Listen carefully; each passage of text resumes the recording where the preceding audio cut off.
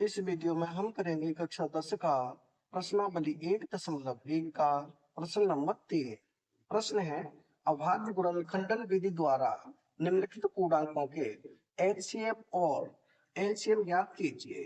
यानी कि ये हमें पूर्णांक दिए हुए हैं, इन पूर्णांकों के हमें अभाज्य गुणनखंडन विधि द्वारा एचसीएफ और एलसीएम दोनों ही ज्ञात करने हैं। तो सबसे पहले करें पहला भाग। पहले भाग में संख्याएं 12, 15 और 21, इनके हमें एचसीएफ और एलसीएफ दोनों ज्ञात करेंगे। तो सबसे पहले तो हम 12, 15 और 21 इनके करेंगे अभाज्य गुणनखंड। तो पहले करें 12 के। 12 में किसका भाग जाता है? 12 में 2 का भाग चला जाएगा, यानी हो जाएगा 2 छक्के 12, 6 बार। और 6 में किसका जाता है? 2 का जाता है, यानी हो जाएगा 2 3 6, 3 बार। 3 में किसका जाएगा? 3 का ही जाएगा, यानी ये हो जाएगा 3 एकम 3। ये हो जाएंगे 12 के अभाज्य गुणनखंड 2 गुणा 2 गुणा 3। अब हम करें 15 के। तो यहाँ करें 15 के अभाज्य गुणनखंड। 15 में 2 का भाग नहीं जाएगा, लेकिन 3 का चला जाएगा, तो 3 का भाग देंगे। ये हो जाएगा 3 पंजे 15 और 5 में जाएगा 5 का एक, ये हो जाएगा 5 एकम 5। यानी कि 15 के अभाज्य गुणनखंड होंगे 3 गुणा 5। अब हम करेंगे 21 के। तो यहाँ करें 21 के अभाज्य गुणनखंड। 21 में 2 का भाग नहीं जाएगा, लेकिन 3 का जाएगा, तो 3 का भाग दें। ये हो जाएगा 3 7 21, 7 बार। 7 में किसका भाग जाएगा? 7 में जाएगा 7 का, यानी 7 एकम 7। ये हो जाएंगे 21 के अभाज्य गुणनखंड 3 गुणा 7। अब इनको हम तीनों को लिख लें, यानी यहाँ लिखें 12 के अभाज्य गुणनखंड क्या है? 2 गुणा 2 गुणा 3। तो ये हो जाएगा 2 गुणा 2 गुणा 3। अब लिखे 15 के 3 गुणा 5। तो यहाँ लिखे 15 के, ये है 3 गुणा में 5। अब लिखे 21 के। ये हो जाएगा 21 बराबर कितना है? ये 3 गुणा में 7। ये हो गया हमारा 21 के अभाज्य गुणनखंड। अब हम पहले ज्ञात करेंगे क्या? एचसीएफ। तो यहाँ लिखे एचसीएफ। एचसीएफ क्या होता है? जो सम में हो, यानी कि तीनों में। तो तीनों में क्या है? 2 तो है नहीं तीनों में, 3 है। 3 इसमें भी है, 3 इसमें भी है, 3 इसमें भी है, यानी कि 3 तीनों में, 3 के अलावा और कुछ नहीं है। तो ये 3 हो जाएगा हमारा एचसीएफ। अब हम निकालेंगे एलसीएम। तो यहाँ लिखे एलसीएम। एलसीएम क्या होता है? जो तीनों में हो, यानी सम में हो, उसे लिखते हैं, और जो बच जाता है उसे भी लिखते हैं। तो तीनों में क्या है? 3 है, तो पहले तो हम 3 लिखेंगे, उसके बाद गुणा। अब हम देखेंगे ऊपर क्या क्या बचा। ऊपर वाली लाइन बचा 2 गुणा 2, तो इसे लिख दे 2 गुणा 2। आगे इसमें क्या बचा? 5 बचा, तो यहाँ लिखेंगे गुणा 5। इसमें क्या बचा? 7 बचा, तो इसे भी लिखेंगे गुणा 7। अब इनका हम करेंगे गुणा, यानी 3 का गुणा 2 से, 3 दूनी 6, 6 का गुणा 2 से, 6 दूनी 12, 12 का गुणा 5 से, तो 12 पंजे 7।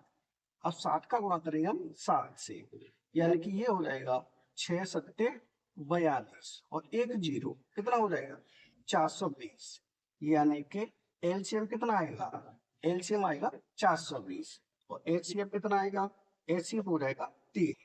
ये हो जाएंगे हमारे पहले भाग के उत्तर, एचसीएफ 3 और एलसीएफ 420। ये हो गया हमारा पहला भाग। अब देखिए इसका दूसरा भाग। दूसरे भाग में संख्या है 17, 23 और 29। ये तीनों ही संख्याएं अभाज्य संख्या है, यानी कि इनमें किसी का भाग नहीं जाता, एक के अलावा और स्वयं के अलावा। तो इनके गुणनखंड लिखेंगे। 17 के गुणनखंड क्या होती है? 17 में किसी का भाग नहीं जाता, यानी ये हो जाएगा 1 गुणा में 17। ऐसे 23 के, 23 में भी किसी का भाग नहीं जाता, तो ये हो जाएगा 1 गुणा में 23। अब लिखेंगे 29 के। तो 29 के भी ऐसे ही लिखेंगे, यानी कि ये हो जाएगा 1 गुणा में 29। अब हम निकालेंगे इसका एचसीएफ। तो लिखे एचसीएफ। एचसीएफ क्या होता है? जो तीनों में, तीनों में क्या है? एक इसमें है, एक इसमें है, एक इसमें भी है, तीनों में एक है, तो इसका एचसीएफ क्या हो जाएगा? 1 हो जाएगा। अब लिखें एलसीएम। एलसीएम। एलसीएम क्या होता है? सम में हो उसे लिखें, और बाकी बचता है उसे भी लिखते हैं। तो सब में क्या है, एक है तो एक लिखेंगे, गुणा क्या बचा, यहाँ 17 बचा, 23 बचा और यहाँ 29 बचा। तो इसे लिखेंगे 17 गुणा में 23 गुणा में 29। अब इन सब का हम गुणा करेंगे, यानी कि 17 का गुणा 1 से करेंगे, 17 का 17। अब 17 का गुणा करेंगे 23 से, तो यहाँ कर लें 23 में 17 का गुणा, तो यहाँ लिखे 23 17 का गुणा, यानी 7 का गुणा 3 से, 7 21 हासिल 2। अब 7 का गुणा 2 में, तो 7 दूनी 14 और 2 हासिल थी, 14 और 2 कितना हो जाएगा, 14 2 हो जाएगा 16, गुणा का निशान। 1 का गुणा 3 से करेंगे तो ये हो जाएगा 3 और 1 का गुणा 2 से करेंगे तो हो जाएगा 2। अब ये हो जाएगा 1 6 और 3 9 और ये हो जाएगा 2 और 1 3, यानी कि 391। अब हम इसमें गुणा करेंगे 29 से, तो यहाँ लिखे हैं ये है 391 गुणा कर दे 29 से, यानी 9 का गुणा 1 में, 9 1 9, 9 का गुणा 9 से, 9 में 81, 81 की 1 हासिल 8, 9 की 27, 27 और 8 35, गुणा का निशान। 2 का गुणा 1 में, 2 1 2, 2 का गुणा 9 से, 2 निम्मा 18 हासिल 1, 2 का गुणा 3 से तो 3 6, 1 हासिल थी 7, यानी ये हो जाएगा 9 2 और 1 3 और ये हो जाएगा 8 और 5 13, 13 का 3 हासिल 1, 7 और 3 10, 1 हासिल 11, कितना हो जाएगा, इकाई दहाई सैकड़ा हजार 10,000 11,339। इन सबका गुणा करने पर कितना आया, ये आ गया 11,339, यानी यही हो जाएगा हमारा एलसीएम। एलसीएम कितना हो जाएगा 11,339 और एचसीएफ कितना हो जाएगा, एचसीएफ हो जाएगा 1, यानी ये हो जाएंगे हमारे दूसरे भाग के उत्तर। अब देखिए इसका तीसरा भाग। तीसरे भाग में संख्या है 8 9 और 25, इनके हम अभाज्य गुणनखंड लिखेंगे। तो इनके तो हम पहले से ही याद है, ये 8 के अभाज्य गुणनखंड क्या होते हैं, ये होते हैं 2 गुणा 2 गुणा में 2, 2 2 4 4 2 8। 9 के भी लिखे तो ये 9 के होते हैं 3 गुणा में 3, 3 दिया 9। 25 के लिखे हैं, ये होते हैं 5 गुणा 5, 5 पंजे 25। अब हम निकालेंगे इसका एचसीएफ।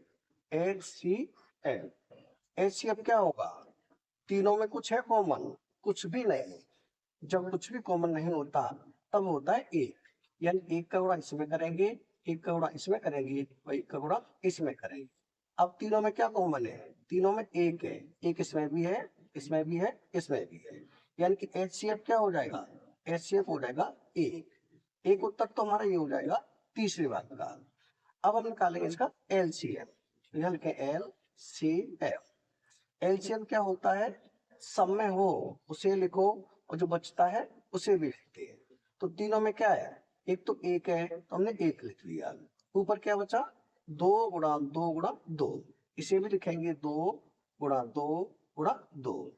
और इसमें क्या है 3 गुणा 3, इसे भी लिखे, यानी यहाँ लिख देता हूँ नीचे, यहाँ हो जाएगा 3 गुणा 2 बार 3 है तो 1 बार 3 और लिख लीजिए, यानी अब ये क्या बचा, अब बचा हमारे पास 5 गुणा 5, तो इसे भी लिखेंगे 5 गुणा में 5।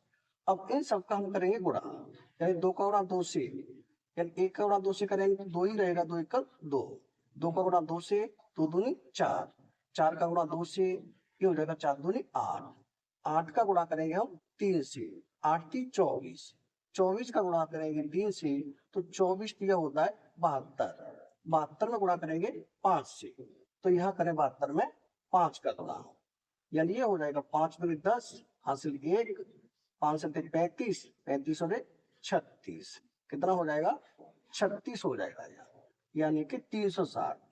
360 में फिर हम 5 से गुणा करेंगे तो यहाँ करें 5 से गुणा, ये हो जाएगा 5 का गुणा 0 में तो 0, 5 का गुणा 6 से, 5 में 30, 30 का 0 हासिल 3, 5 का गुणा 3 से, 5 3 15 और 3 हासिल थी 15 3 18, कितना हो जाएगा 1800, यानी इन सब का हम गुणा करेंगे तो कितना आ जाएगा, ये हो जाएगा 1800, यानी कि हमारा एलसीएम कितना आएगा, एलसीएम आएगा 1800 और एचसीएफ हो जाएगा 1, ये हो जाएंगे हमारे तीसरे भाग के उत्तर।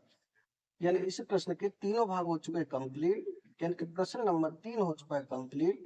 अगर वीडियो पसंद आए तो लाइक करें, कमेंट करें, अपने दोस्तों के साथ शेयर करें। धन्यवाद।